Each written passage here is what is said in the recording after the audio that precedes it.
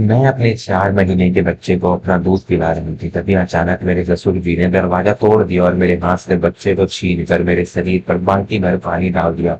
मैं खौफ से चीख पड़ी क्योंकि नमस्कार दोस्तों, मैं हूँ आपका अपना दोस्त विवेक वर्मा और वर्मा स्टोरीज के एक और बेहद भावुक रहस्यमय और दिल को झकझोर देने वाले एपिसोड में आपका स्वागत है। समाज और परिवार में अक्सर हम उन लोगों को कठोर या बुरा समझ लेते हैं जो अनुशासन में रहते हैं और उन पर आंख मूंद कर भरोसा कर लेते हैं, जो धर्म और आस्था का चोला पहन कर आते हैं। आज की कहानी मध्य प्रदेश के उज्जैन शहर से हमारे पास आई है। यह कहानी रामेश्वरी जी की है, जिन्होंने अपने ही घर में एक ऐसा खौफनाक षड्यंत्र का सामना किया जिसकी कल्पना करना भी किसी माँ के लिए असंभव है। यह कहानी आपको सोचने पर मजबूर कर देगी कि अंधविश्वास कैसे हंसते खेलते परिवार को शमशान बना सकता है। दिल थाम कर सुनिएगा।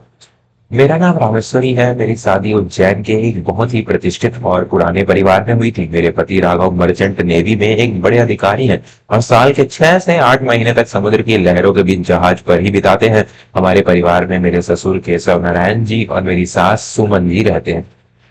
मेरे ससुर जी केशव नारायण जी शहर के एक जाने माने सरकारी स्कूल से रिटायर्ड हेड मास्टर थे।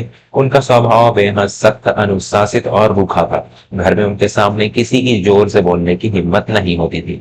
वे पुराने ख्यालों के थे, इसलिए मुझसे हमेशा एक दूरी बनाकर रखते थे। कभी मेरे सामने सीधे बात नहीं करते थे और हमेशा पर्दे या मर्यादा का पालन करवाते थे। दूसरी तरफ मेरी सास सुमन जी बहुत ही नर्म स्वभाव की और धार्मिक महिला थी। उनका पूरा दिन पूजा पाठ, व्रत, उपवास और साधु संतों की सेवा में बीतता था। राघव के विदेश में रहने के कारण सास ही मेरी सबसे अच्छी सहेली और मेरा सहारा थी। शादी के 3 साल बाद मेरे सूने आंगन में खुशियों की किलकारी गूंजी। मैंने एक बहुत ही प्यारे से बेटे को जन्म दिया, जिसका नाम हमने ध्रुव रखा।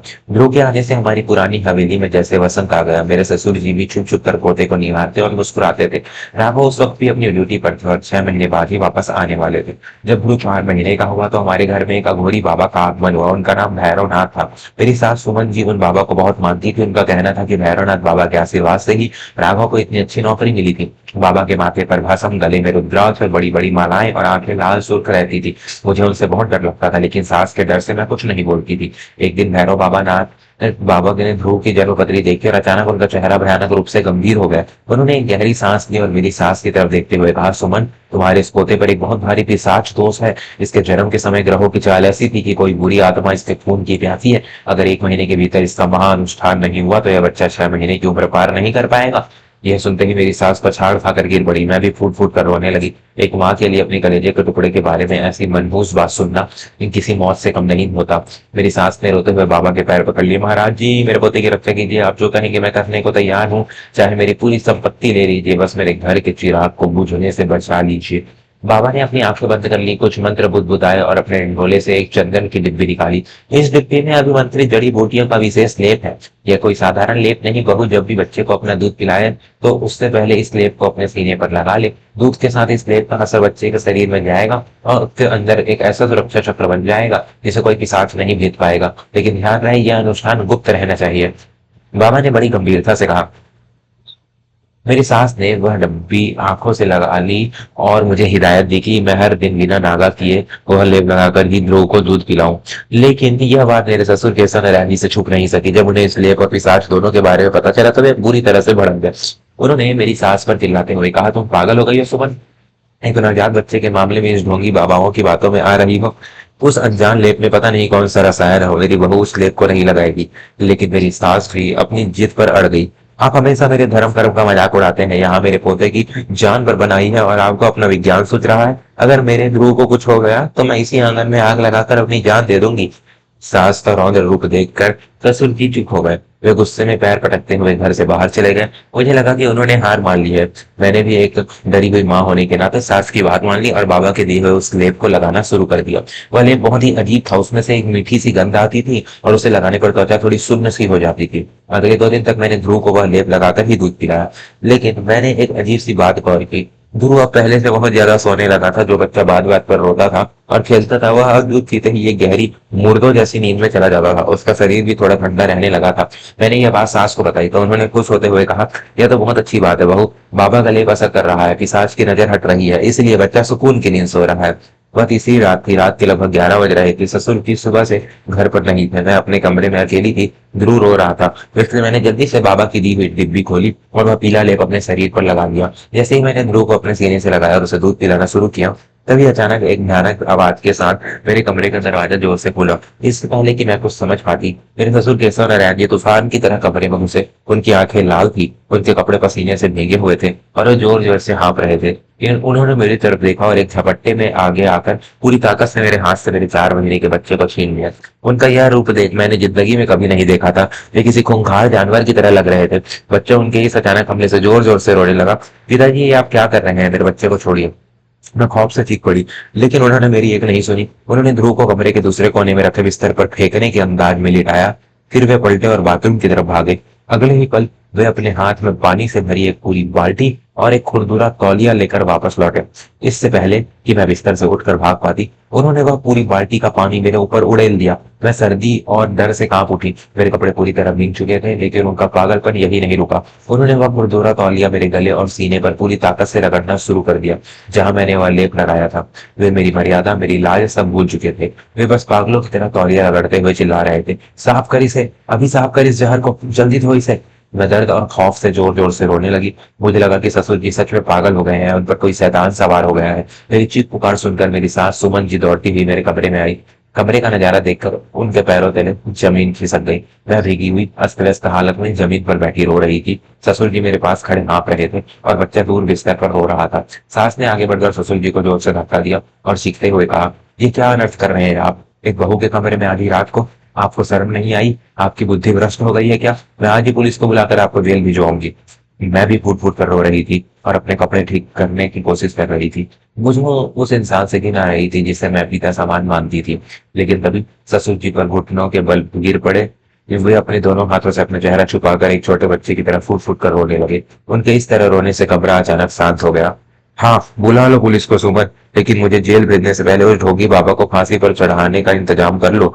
ससुर जी ने रोते हुए अपनी जेब से एक कागज निकाला और सास के मुंह पर दे मारा।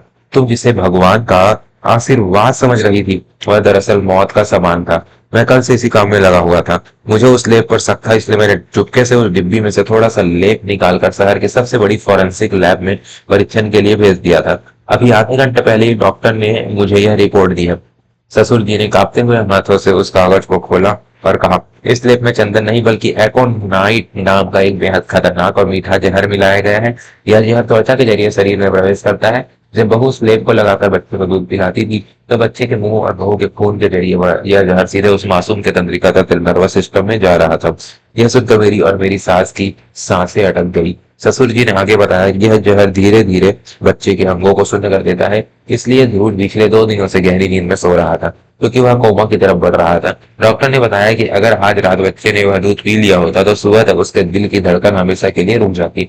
मैं जैसे ही लैब से निकला, मैं पागलों की तरह गाड़ी चलाकर घर पहुंचा। मैंने देखा कि बहू लेप लगा चुकी है और बच्चे को दूध पिलाने जा रही है। मेरे पास उसे समझाने का समय नहीं था। अगर मैं एक पल भी और रुकता, तो जहर मेरे पोते के शरीर में चला जाता। इसलिए मुझे बदतमीज बनना पड़ा, मुझे पागल बनना पड़ा। मुझे बहू के शरीर से उस जहर को तुरंत पानी और तौलिए से रगड़कर साफ करना पड़ा। इतने कहते कहते ससुर जी ध्रुव के पास गए और उसे अपने सीने से लगाकर फूट फूट कर रोने लगे। मुझे माफ कर दे बहू, मैं एक ससुर की मर्यादा भूल गया, लेकिन मैं एक दादा का फर्ज नहीं भूल पाया। मैं अपने पोते को अपनी आंखों के सामने मरते हुए नहीं देख सकता था। पूरे कमरे में शमशान जैसा सन्नाटा छा गया। मेरे पैरों तले जमीन खिसक गई। मैं जिस इंसान को हैवान समझ रही थी, वह इंसान असल में मेरे बच्चे के लिए भगवान बनकर आया था। अगर आज उन्होंने उस बंद कमरे की मर्यादा नहीं तोड़ी होती, अगर उन्होंने पागलपन दिखाकर मुझे नहीं रोका होता, तो आज मेरा बच्चा इस दुनिया में नहीं होता। मेरी सास सुमन जी को जब यह एहसास हुआ कि उनके अंधविश्वास ने उनके ही कुल के दीपक को बुझाने की तैयारी कर ली थी, तो वे जोर जोर से रोते हुए ससुर जी के पैरों में गिर पड़ी। मुझे माफ कर दीजिए, मैं अंधी हो गई थी। मैंने एक पाखंडी पर विश्वास करके अपने ही पोते की जान खतरे में डाल दी। सास रोते हुए जमीन पर अपना सिर पीटने लगी। मैंने तुरंत आगे बढ़कर ससुर जी के पैर पकड़ लिए। पिताजी, आप माफी मत मांगे। आपने तो मेरी सूनी बने वाली गोद को भर दिया। आप मेरे लिए भगवान हैं। उसी रात ससुर जी ने पुलिस कमिश्नर को फोन किया। पुलिस ने तुरंत कार्रवाई की और उस रात ही भैरवनाथ बाबा को उसके आश्रम से गिरफ्तार कर लिया गया। पूछताछ में जो सच सामने आया, उसने पूरे शहर को हिलाकर रख दिया। वह कोई बाबा नहीं था, बल्कि बच्चों की तस्करी करने वाले एक बहुत बड़े गिरोह का सरगना था। वह अमीर और पुराने परिवारों में जाकर उनके बच्चों को झूठी बीमारियों का डर दिखाता था। फिर वह इसी तरह के जहर वाले लेप देकर बच्चों को गंभीर रूप से बीमार कर देता था। जब बच्चा मरणासन्न हो जाता तो वह कहता कि बच्चे पर हावी पिशाच को शांत करने के लिए उसे 1 महीने तक उनके आश्रम में छोड़ना होगा। परिवार वाले डर के मारे बच्चा उसे सौंप देते थे। उसके बाद वह गिरोह उन बच्चों को लाखों रुपए में निसंतान विदेशी जोड़ों को बेच देता था और परिवार वालों को कह देता था कि पिशाच ने बच्चे की बलि दे ली। अगर मेरे ससुर जी का कड़क स्वभाव और उनकी वैज्ञानिक सोच नहीं होती तो मेरा ध्रुव भी उसी खौफनाक साजिश का शिकार हो जाता। दोस्तों, इस घटना ने हमारे पूरे परिवार को एक ऐसा सबक दिया जिसे हम ताउम्र नहीं भूल पाएंगे। आस्था और धर्म हमें शांति देते हैं, लेकिन जब आस्था अंधविश्वास बन जाती है तो वह हमारे सोचने समझने की शक्ति को खत्म कर देती है। रामेश्वरी जी के ससुर केशव नारायण जी ने यह साबित कर दिया कि कभी कभी अपनों की जान बचाने के लिए समाज की बनाई झूठी मर्यादाओं और पर्दों को फाड़ना पड़ता है। उस रात उन्होंने जो हरकतें की वह किसी भी आम इंसान को गलत लग सकती थी, लेकिन उस हरकत के पीछे छिपी तड़प एक दादा की तड़प थी। अगर आपको रामेश्वरी जी और उनके बहादुर ससुर की यह कहानी दिल को छू लेने वाली लगी हो तो इसे अपने परिवार और दोस्तों के साथ जरूर शेयर करें। अपने घर के बुजुर्गों के अनुभव का सम्मान करें और ढोंगी बाबाओं के चमत्कार से हमेशा सतर्क रहें।